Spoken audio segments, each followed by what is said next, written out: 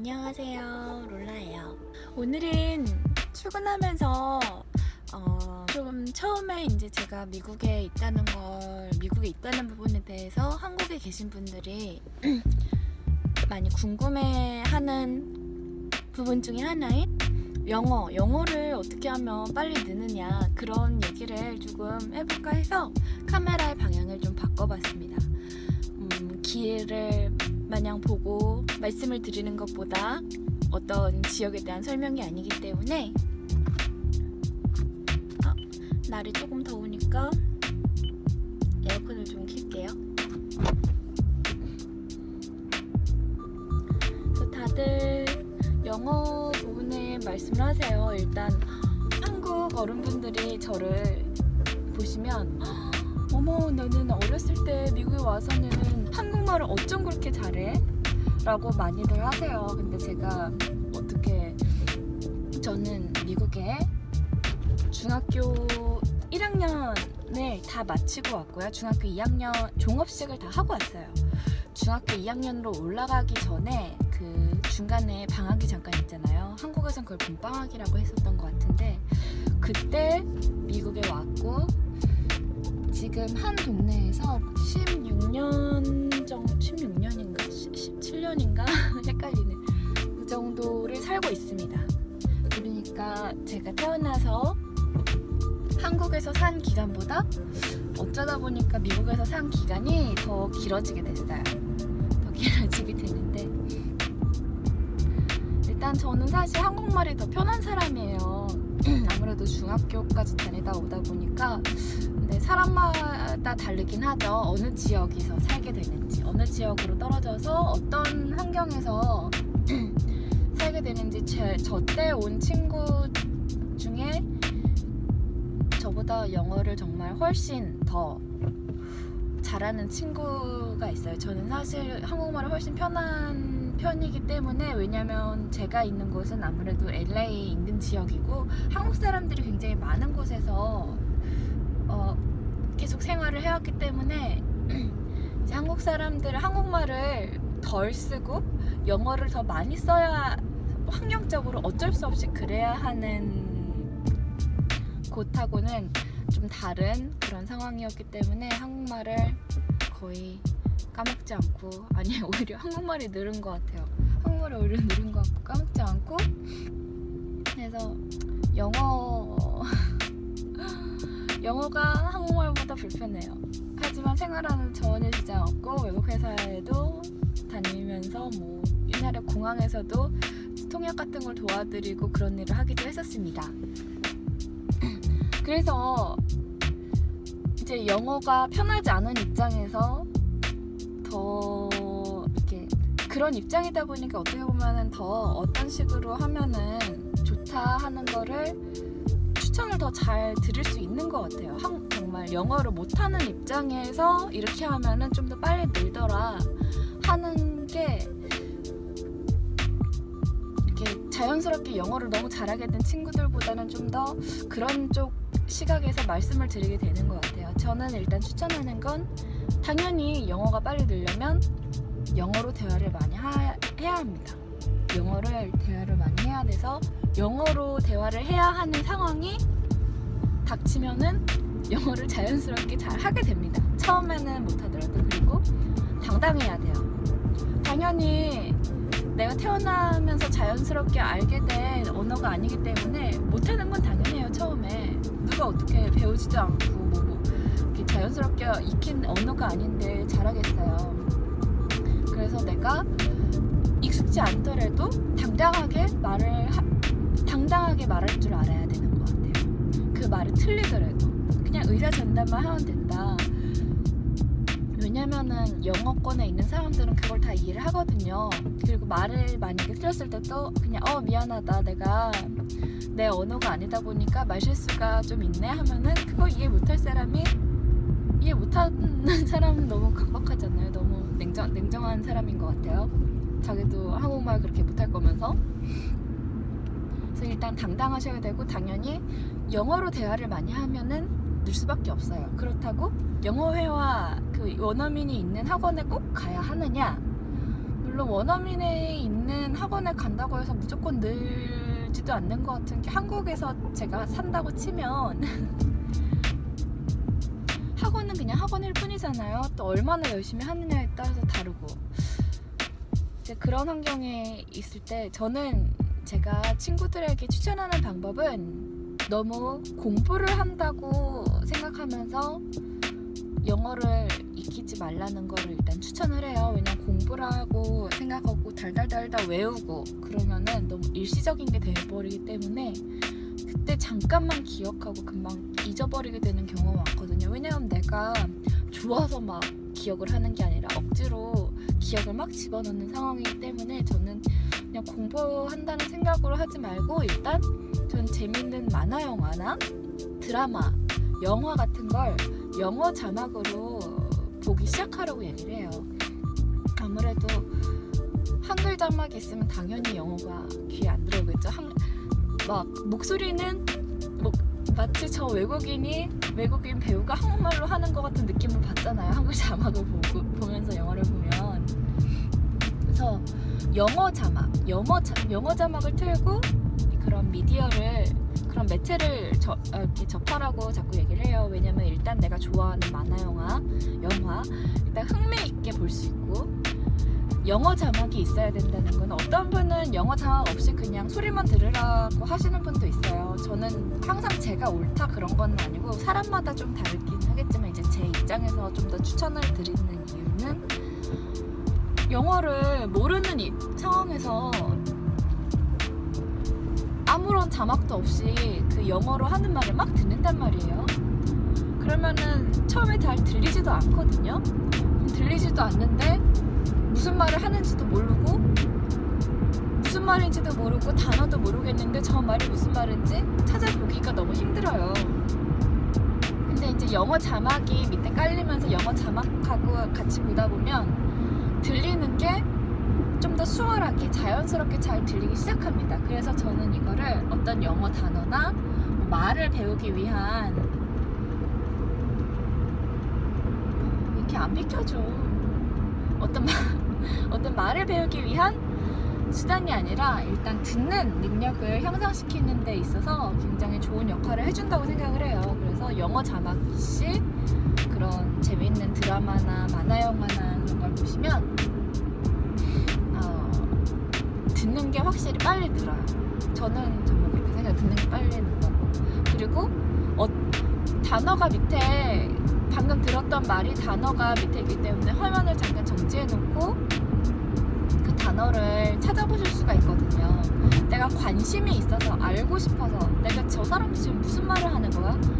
그거를 찾아보면서 알게 된 단어는 그냥 마냥 단어를 외우기 위해서 막 공부했던 그런 단어하고는 다르게 기억이 훨씬 더 잘 된다고 저는 생각을 해요.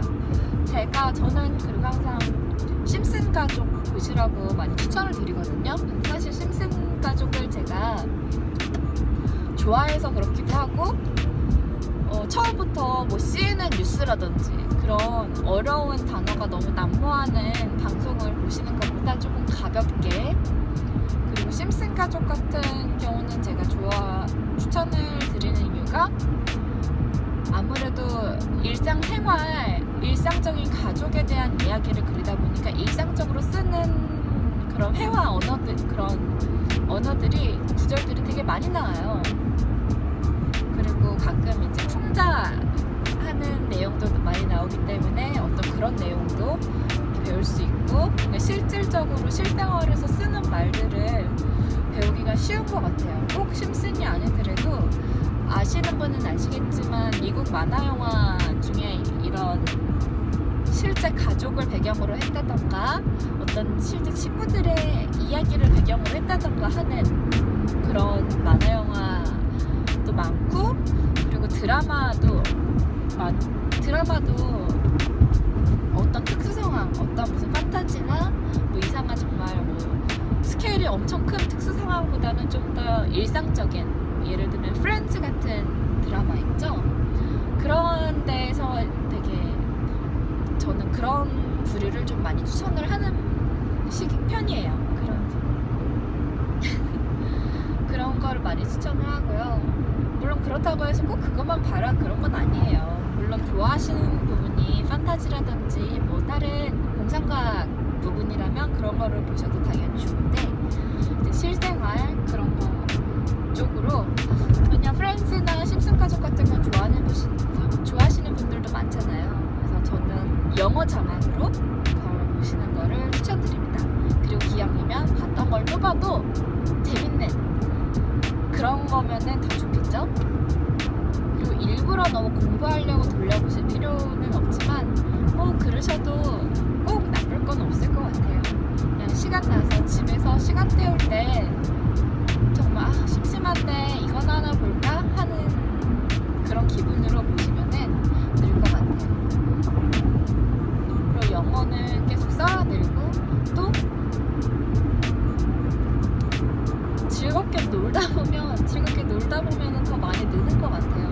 영어라는 게 저 같은 경우도 언어라는 게 또 안 쓰면 자꾸 까먹게 되고, 저는 집에서 한국어를 쓰고 또 제 친구들도 대부분 다 한국인이기 때문에 한국말을 까먹을 새가 없었죠. 고등학교 때가 영어가 제일 많이 늘었던 것 같아요.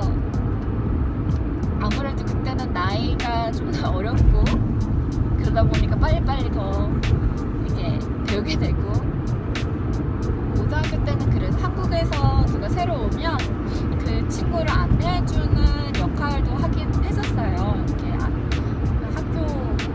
학교 중앙 건물 쪽에 가서 그 친구를 이렇게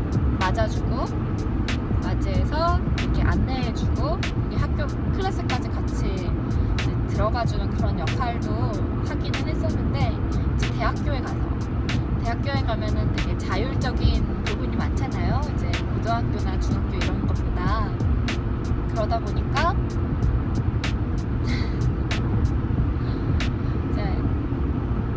보니까 영어를 정말 안 하게 되더라고요. 그냥 거기서 만난 한국인 친구들하고만 어울리고 하다 보니까 영어가 정말 사실 많이 안 늘었어요. 그래서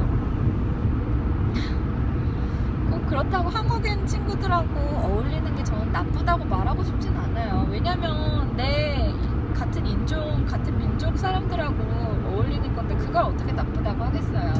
근데 아마 저는 좀 자신감이 부족했던 것 같아요. 내가 영어 못하는데 이게 외국인, 한국 사람이 아닌 다른 인종의 사람들한테 다가가서 얘기를 하고 그런 부분에 굉장히 소극적이었던 것 같아요.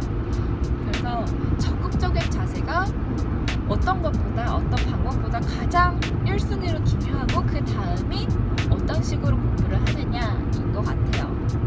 그러다가 다시 영어가 늘게 된 건 이제 대학 졸업하고 좀 놀다 보니까 이제 외국인 놀면서 한국인이 아닌 친구들하고 좀 같이 껴서 몇 번 놀고 하다 보니까, 그렇게 수다 떨고 하다 보니까 또 다시 까먹었던 게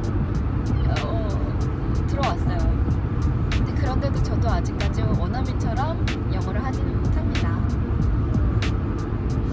원어민처럼 저도 영어를 하고 싶어요. 그런데 그래도 당당해요. 당당하게 그냥 말을 하면 되는 것 같아요. 그러다 보면은 10몇 년이 됐는데도 이렇다고 하니까 어떻게 보면은 창피하다고 할 수도 있는데요. 또 환경이 워낙에 다르기 때문에, 또 외국인들이 주로 있는 회사에 다니다 보면은 당연히 늘 수밖에 없고, 유학 오시는 분들, 또 유학을 올까 말까 하시는 분들, 또 해외 직장을 구할까 말까 하시는 분들이 영어 때문에 고민을 하시는 분들이 굉장히 많거든요. 근데 저는 정말 고민하지 말라고 말씀드리고 싶습니다.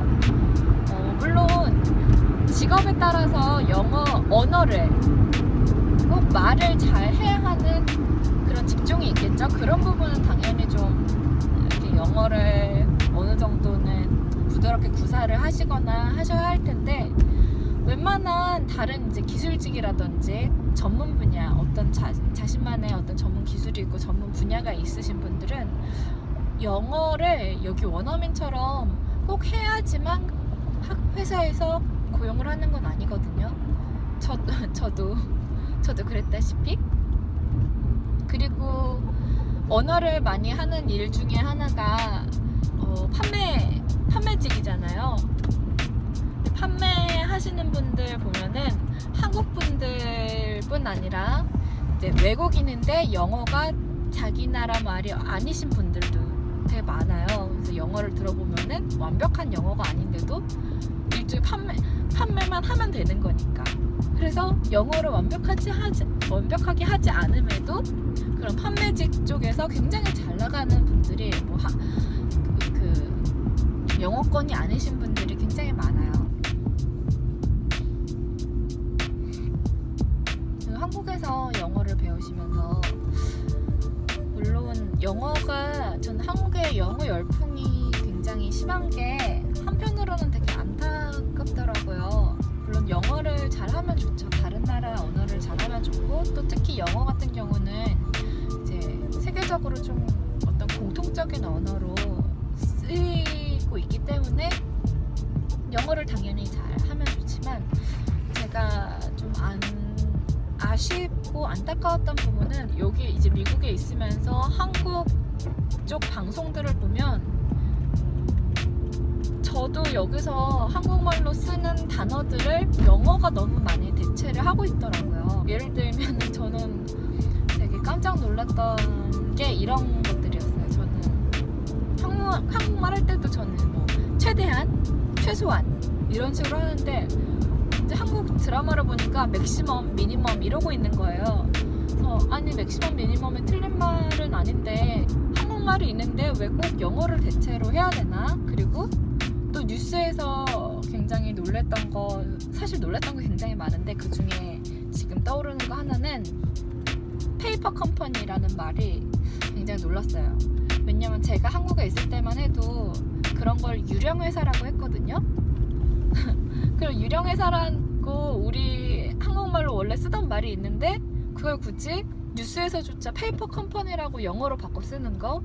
또 싱크홀, 그 땅 꺼지는 현상 있죠. 그 땅 꺼지는 현상 같은 것도 싱크홀이라고 영어로 영단어로 자꾸 대체해서 말하는 게 전 되게 안타깝더라고요. 기사에 그 댓글 달린 걸 봤는데 어떤 분이 이제 저 같은 생각을 하셨는지, 아니, 땅 꺼짐 현상이라고 하면 안 되나? 왜 싱크홀 하지? 저게 고유명사도 아닌데 뭐 그런 식으로 뭐 한국말로 대체할 수 있는 단어인데 왜 저렇게 얘기를 하냐? 댓글을 봤어요. 그래서 그래, 나도 저렇게 생각하는데 역시 나만 그렇게 생각하는 게 아니구나 하는데, 근데 대다수의 분들이 그렇게 말하시는 분들은 너무 적고, 대다수의 분들이 땅 꺼짐 현상은 너무 촌스럽잖아, 한국말로 하면 촌스럽다는 거예요. 아니 근데 왜, 이건 그냥 언어가 다를 뿐이지 어떤 언어가 세련되고 어떤 언어가 촌스럽고 그런 게 있는 게 아닌데 어떻게 한국어가 촌스럽고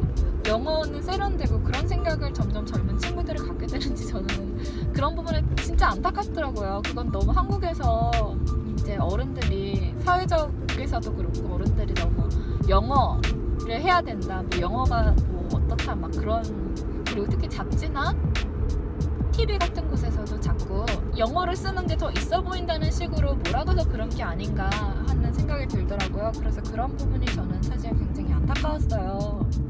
근데 사실 말이죠, 저희가 모국어가 한국어인데 영어를 유창하게 하면서 한국어를 잘 못한다 그러면 되게 웃기지 않을까요? 외국인이 보기에도 좀 황당할 것 같아요. 근데 한국이 점점 그런 모습을 보게 되니까 많이 씁쓸하더라고요. 그래서 아무튼 오늘의 중점은 영어는 일상생활이 많이 녹아져 있는 어떤 드라마나 영화 같은 것을 보시면서 늘면은 그 자연스럽게 빨리 늡니다. 그래서 다음에는 제가 겪었던 이제 학교 생활에 대한 이야기를 좀 하고 싶어요. 왜냐면은 이제 뭐 저희 사촌들이라든지 여러 저한테 그런 거 물어보시는 분들도 은근히 많더라고요. 들이 어린데 미국으로 보내고 싶은데 어떠냐던가 미국으로 가는 게 좋겠냐, 한국에 뭐 미국에서 공부하니까 좋냐라든지 이제 그런 부분에 대해서 다음번에 한번 얘기를 해보고 싶어요. 학교에 다니면서 제가 겪었던 어떤 차별적인 부분, 네, 차별이 없진 않았고요. 그리고 힘들었던 부분, 그리고 뭐 좋았던 부분, 기타 등등. 제가 이렇게 새로운 곳에 갈 때는 화면을 이제 앞으로 정면으로 하고 제가 가는 길, 주변 환경들을 보여드리고 싶어서 많이 그렇게 하고 또 그 지역에 대한 설명, 위치적인 설명 그런 걸 많이 하게 되는데요. 앞으로는 조금 영상을 부류로 나눠야 될 것 같아요. 드라이브를 하면서 그런 얘기를 중간에 하려다 보니까 이렇게 듣고 싶은 얘기가 따로 있는데 이렇게 나눠지다 보니까 아무래도 좀 원하는 얘기만 찾으시는 분들한테는 불편하실 수도 있겠다 싶어서 제가 가끔은 갔던 길을 그냥 드라이브 할 때는 이렇게 좀 제가 미국 생활에 대한 이야기를 하는 시간을 좀 가져보려고 합니다. 그럼 저랑 같이 계속 미국 생활 이야기 들으면서 드라이브 계속 같이 하고 싶으신 분은 구독 신청 눌러주시고요. 다음 이야기에서 또 뵙겠습니다.